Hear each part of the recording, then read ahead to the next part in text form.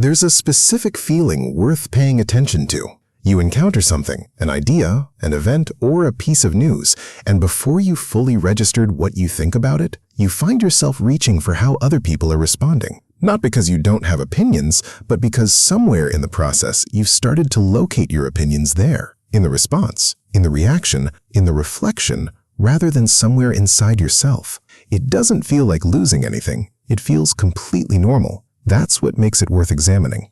There's a common assumption about the self that it's simply there, fixed underneath everything, waiting to be discovered. That knowing yourself is a matter of looking inward clearly enough for long enough until something solid appears. Psychology doesn't quite support that.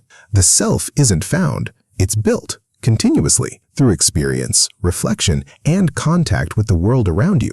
It needs input. It has always been partly shaped by external feedback. That's not a modern problem. That's just how identity works. What's changed isn't that the self is being shaped from the outside. It always was. What's changed is the nature of that shaping, how fast it happens, how frictionless it is, and crucially, which part of the process has been quietly removed. Not the input, the internal work that's supposed to happen between receiving the input and deciding what you actually think.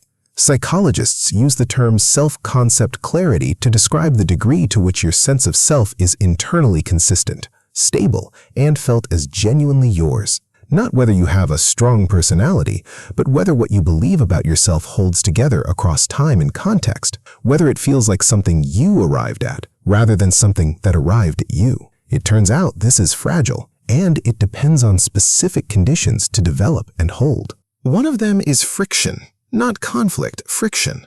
The experience of holding a position alone long enough to test it against reality. Of having a preference that nobody confirmed but that persisted anyway. Of sitting with an opinion through uncertainty before the social verdict came in. That process, slow, effortful, often uncomfortable, is how self-knowledge actually accumulates. The internet doesn't remove your opinions, it shortens the time between having an experience and receiving external feedback on it to almost zero. And when feedback arrives that fast, consistently across everything, the internal process doesn't complete. You don't finish forming the thought before the world has already told you what to think about it. Over time, the preferences that get reinforced are the ones that generated response. The positions that stabilize are the ones the environment confirmed, not through any deliberate influence, just through the basic mechanics of what gets reflected back and what doesn't. The self doesn't disappear. It just gradually stops being self-generated. Here's what makes this difficult to argue with. There's no moment of damage, no identifiable point where something was taken. The process is gradual, frictionless, and feels completely neutral while it's happening, which is precisely why it doesn't register as loss. But self-concept clarity doesn't just require the right inputs, it requires the right conditions, and those conditions are specific. Sustained solitude where you encounter your own thoughts without an audience. Consistent environments where you behave the same way regardless of who's watching. Experiences that unfold slowly enough to generate genuine self-knowledge. Not impressions, not reactions, but something that settles. The internet doesn't attack any of these directly. It simply makes them increasingly rare by filling the space that used to occupy. Solitude becomes scrolling. Slow experience becomes content. The gap between having a thought and broadcasting it, the gap where self-knowledge used to form, quietly closes. What fills it isn't nothing, it's reflection, feedback, a continuous high-resolution mirror that shows you a version of yourself assembled from what you engage with, what you respond to, what you've been shown matters. And the problem with a mirror that detailed, that constant, is not that it lies, it's that after long enough, you stop being able to tell the difference between your face and the glass.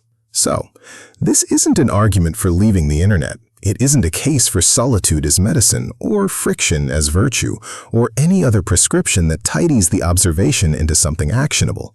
The conditions that built self-knowledge before aren't coming back in any straightforward way, and most people aren't going to manufacture them deliberately. The self you experience as yours, your tastes, your instincts, your sense of what you think about things, was built through a process. That process has always been partly external, but there's a meaningful difference between a self shaped by sustained experience and genuine reflection, and a self assembled from what a frictionless environment continuously confirmed.